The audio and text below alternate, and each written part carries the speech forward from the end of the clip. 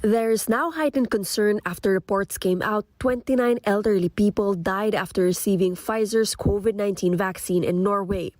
But experts abroad and in the Philippines say it remains to be seen if the vaccine caused the deaths.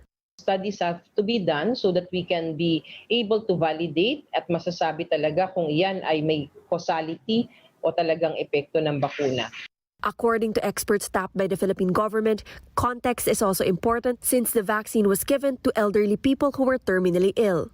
I think kung meron man naging totoong reaction sa bakuna ay baka dahil yung mga pasyente na to ay sobrang matatanda, maraming pong mga comorbidities. It's very clear that the clear and present danger at this time is COVID-19.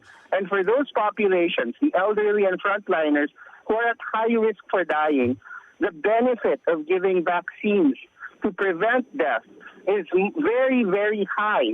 Versus, waiting until we have more data, because the danger now for these high-risk groups is imminent. Because an investigation is still ongoing, the emergency use authorization granted to Pfizer by the Philippines remains valid. Pfizer have to submit to the Philippine Food and Drug Administration a report regarding this matter. And once we evaluate the report, at base dun sa kanilang conclusion, that's the time that the Food and Drug Administration can decide on the EUA of Pfizer here in the country. But the government might hold off its plan to inoculate the elderly.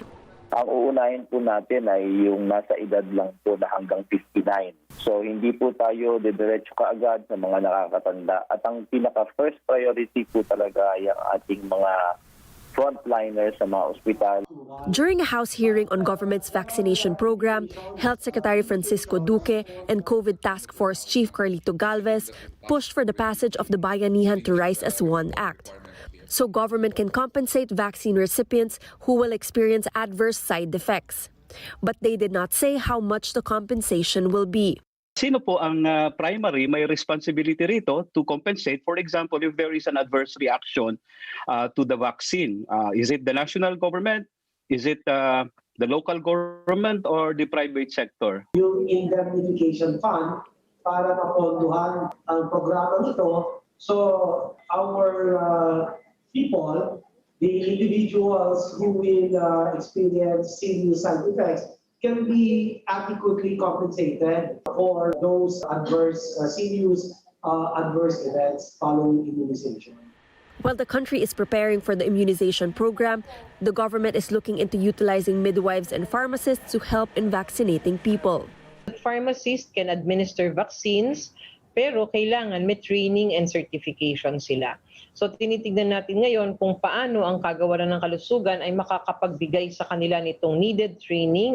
A survey from the Health Department showed that a percentage of health workers are hesitant to be vaccinated. But the agency said their information campaign would help convince more people to do so. We have this poll survey na ginagawa bago tayo mag-umpisa ng town hall, mga 60 plus ang magpapabakuna. But during the survey, after nung lahat na nagbigay ng mga presentations, tumaas from 80 to 85%. So we can see really that information is really vital. Christine Sabilio, ABS-CBN News.